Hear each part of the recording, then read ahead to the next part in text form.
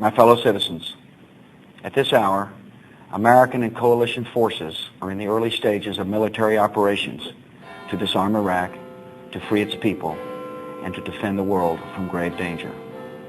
On my orders, coalition forces have begun striking selected targets of military importance to undermine Saddam Hussein's ability to wage war.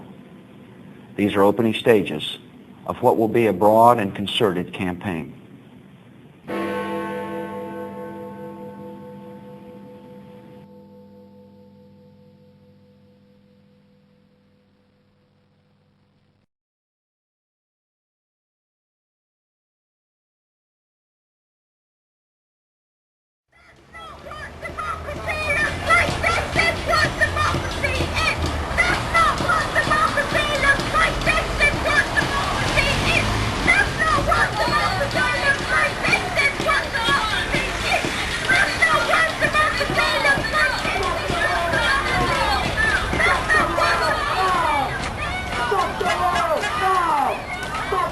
We are one of the Iraqi opposition, Worker Communist Party of Iraq, and we're here to protest against the war. The point is not spreading democracy in Iraq. This war is not about democracy. It's not about conflict between democracy and dictatorship. This is not the point. As I said, this war has nothing to do with weapon of mass destruction, because we all understand, we all know that United States provided Saddam Hussein financially and also gave him the chemical, biological weapon. We all know, and also we all know that in 1988, when they attacked Halabja Saddam Hussein, every Western country aware of that. They didn't say anything. The south of Iraq, so they couldn't wait for the deadline. What's the hurry? Why is it now? Why is it now you want to kill Iraqis? Why is it now you say that you want to get rid of Saddam Hussein? Weren't they under section for 10 years? Wasn't that a cruel thing to do? Didn't it need some saving? Didn't you need to move to do something to help Iraqis? And now you're attacking them and you say that you want to save them from Saddam and from the regime. That would never happen. If they want to remove Saddam, they can remove him just like that. They don't need to use all this military, all this money. If they're not getting their advantage, if they're not getting the oil the way they want. All this is to control oil, all what it is. And Blair is supporting him because of many reasons. He wants to get rid of the refugees in this country, perhaps. This war is not about Saddam Hussein. It's about, as I said, it's about imposing its foreign policy. You have to strike regime change, other New World Order. It's telling you what to say, telling you how to behave. That's basically what it is. I know this course of action has produced deep divisions of opinion in our country. But I know also the British people will now be united in sending our armed forces our thoughts and prayers. Our choice is clear.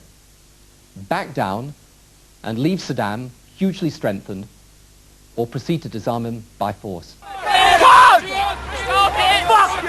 Stop it! Stop it!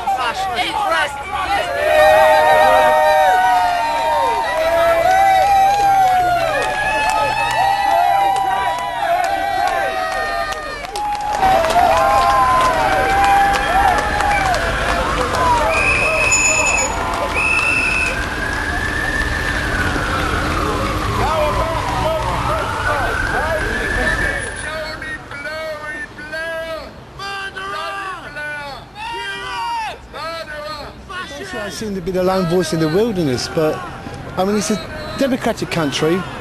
The parliament has voted for the government, which is Tony Blair. We've got troops over there. You've got 3,000 or 4,000 people standing there. I come here yesterday and I just asked one person, why is he sitting there chanting racist war? And one of the protesters put his banner right in my face and called me a fascist. Now, 4 occasions I asked him, why did he call me a fascist? The country's gone to war. As far as these lot are, it's treason, it's traitorous. You can't do it.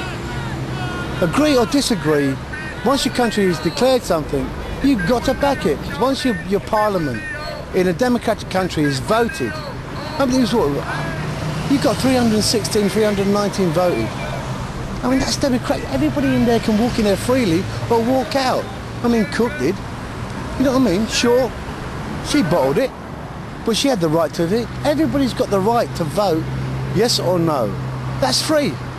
The only thing they don't pull up for is hanging.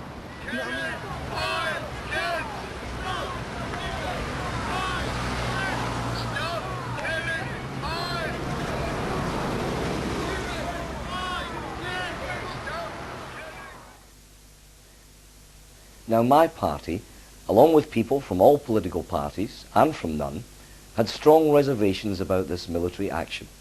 But the House of Commons voted earlier this week, and we have to accept that democratic verdict. There is nothing unpatriotic about having questioned the basis for this war, but supporting our armed forces now that battle is engaged.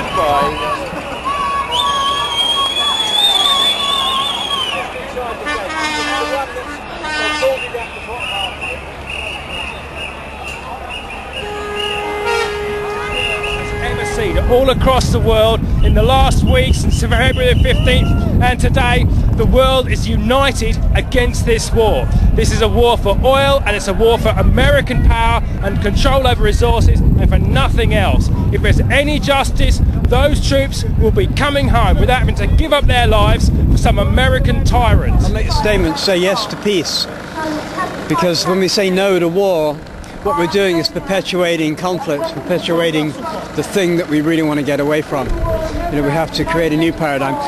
Peace is something we can all agree with, everybody, even in America, at the entrance of all the army bases, it says peace is our business, right?